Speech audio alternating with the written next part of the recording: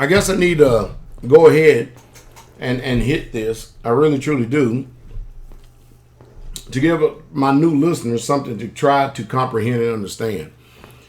The national debt may not be an issue with you, but it is an issue with me. And the reason why it's an issue with me is because I pay taxes. And not only I pay taxes, I pay too many taxes, kind of like many of you in America does. But the rich, they don't have to pay much taxes at all. So it's a sad situation, isn't it? And so it's disturbing to me, the double standard that we have in this country. And I'm going to go over the scenario again for new listeners. You see, if you owe $10,000 on a credit card and they want you to pay the monthly payment in order to service that debt that you've accrued. You and I, we don't have the printing press, the badge, the guns, the laws to write the credit card company and tell them, we want you to extend, all right, I want you to hear what I said. We want you to extend our debt ceiling to $15,000. Tell me what the minimum payment is going to be. I had to take care of something there for a second. But tell me what the minimum payment is going to be and how much is going to go up, and I'll pay you the minimum payment. Now, mind you, I'm going to continue to go out and charge until I get up to the debt limit of $15,000.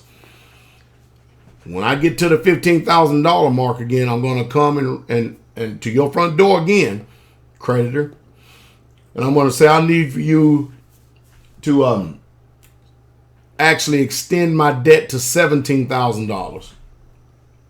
Tell me the minimum payment that you require for me to pay. I'll pay it, and I'm going to continue to go out and charge things that I need. This country, the banks and everybody will call you a deadbeat. First of all, they wouldn't do it anyway. They'll say that is insanity. What do you think is going on with our government? We have all these people with all these degrees, supposed to be some of the most intelligent people in the world, and they can't balance the budget. What's the problem? Well, anyway, I keep trying to tell you. I remember years ago I said, the national debt is something like 100 trillion, 120 trillion. Then later on, a few years later, I said 200 trillion. I can't even begin to tell you what the national debt is now. I know what they do. Because our government does not like telling you the truth. I mean, hell, the other day they just got finished saying that the unemployment numbers is, man, we're doing good, 5%. But they don't tell you that the people who quit looking for jobs, the people who fell off the books, the people they're not counting and stuff. You see, it's a deception. It's all a deception to make them feel better, like they're doing something, but the truth is skewed. It's just simply not accurate. Well, they tell us that we're at 18 trillion, quickly head to 19 trillion and going off to 20 trillion. But there is someone that is called, what do they call this cat right here? Government Accountability Office. He says, headline, tough choices required, real U.S. debt over 65 trillion, former, you hear that? Former GAO, a Government Accountability Office. Now listen to this. RT reports. Economists underestimate the real extent of the U.S. government's financial commitments. Just say they are lying, which in reality exceeds 65 trillion. The U.S. government's form of account told RT a debt fix would need to tackle the tax code, debt ceiling, and Pentagon spending. You have to consider not just the public debt. You have to consider the debt that we owe to Social Security, Medicaid, Medicare, trust funds, man, that's a bunch of unfunded liabilities, isn't it? As well as a huge unfunded obligations for our social insurance program. Former U.S. Comptroller General David Walker told RT, when you add up all those numbers, the number is over 65 trillion. Look, even they are skewing it. No, it's over 200 trillion. You hear me? Rather than the lower numbers a lot of economists want to talk about. Officially, the U.S. debt currently stands at 18 trillion. Officially means that's what they have agreed to report to you. And of course, many of you don't understand. The reason why I keep talking about this is because it's affecting you. It's affecting your children. It's going to affect your children's children, their children, and their children, and their children, at least to 5 generations. And I'm telling you, they're not going to pay it off. And pretty soon they're going to be selling your children. The U.S. is not trying to hide anything, and is actually a lot more transparent about the finances than most countries, said the former head of Government Accountability Office. The problem is that the economists only want to consider current public debt, and they don't want to end up looking at the huge promises that we've made that we have not set aside adequately resources to meet. He added, ultimately, we're going to have to confront the gap. And here we are. We're going to feel a lot of pain in this country. It's called depression. And I told you we are in an inflationary depression right now. Oh, no, we ain't passed out. No, because you got Federal Reserve notes, because the government can print money out of the thin air. You know, just earlier today, I was in the post office and I was actually cashing, listen to this, a postal money order. And of course, you know, they go through the grilling, the scrutiny of, you know, they got bring out a sheet and they make sure the watermark is there and they type in all the numbers and making sure it's not counterfeit. Huh. And I thought to myself, they're doing all this to make sure that that's not counterfeit.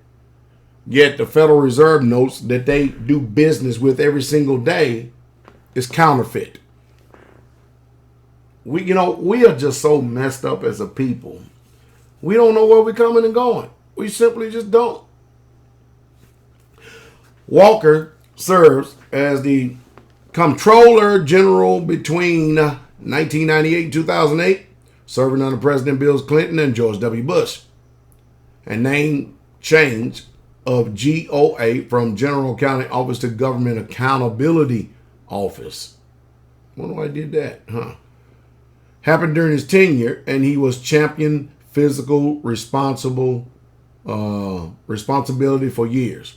The most recent making the case for the debt reform to wake up a budget deal between Obama administration and a GOP-controlled Congress. The agreement raised the debt ceiling, the maximum amount the U.S. government is allowed to have in public debt, to $20 trillion. I don't even think, we have gotten so desensitized today to numbers. I don't even think we can even begin to understand or comprehend what $1 trillion is. When economists estimate, which economists estimates will be reached by the time President Obama leaves the White House in January 2017. Walter advocates abolishing the debt ceiling altogether, noting the U.S. is the only major country in the world with such a restriction. The way forward, he said, is to set limits on the debt in terms of the percentage of the economy, which automatically triggers, automatically targets, automatically triggers, and automatically reinforces mechanisms if those are violated.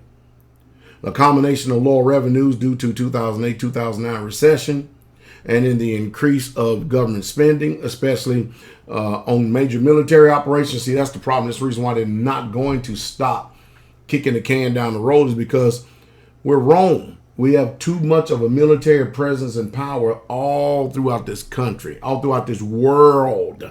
We do. And they're not about to stop this war machine. You got to fund it somehow.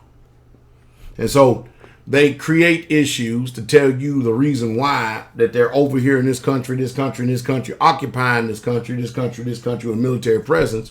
But the truth is, we're there to exploit resources. That's right.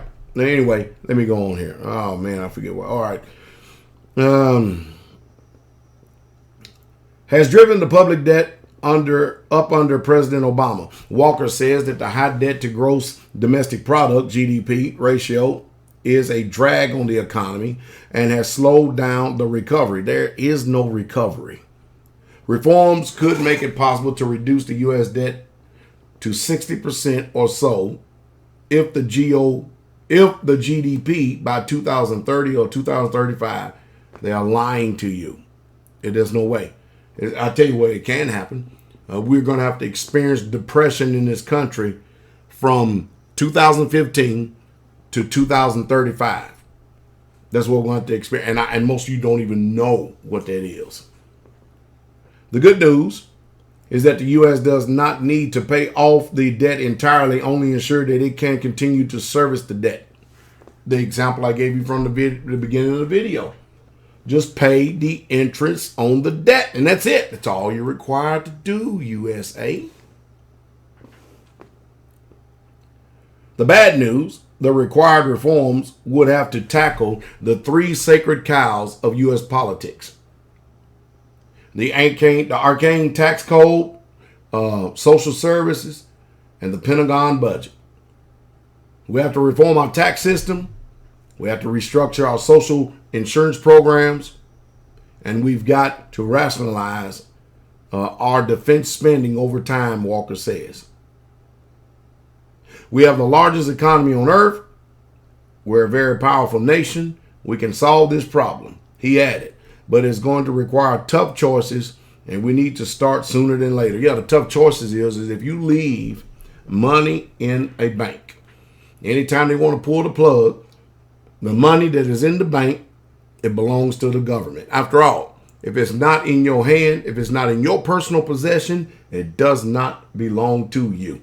A lot of things we need to wake up to. I'm going to include an article down here below. Just thought I'd try to bring a little bit more news to those of us that inform. And the language that I'm speaking, because it's actually telling us what more we need to do. Have a good day.